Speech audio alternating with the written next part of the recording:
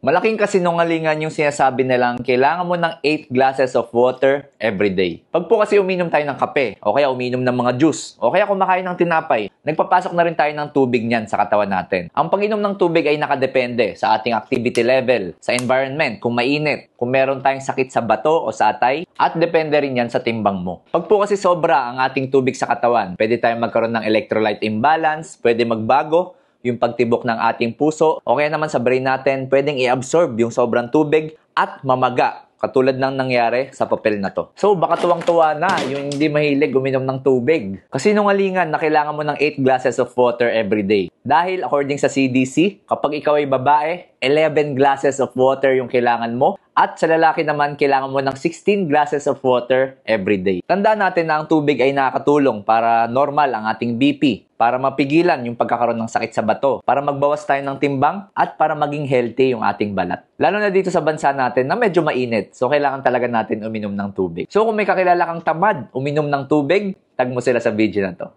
So kung may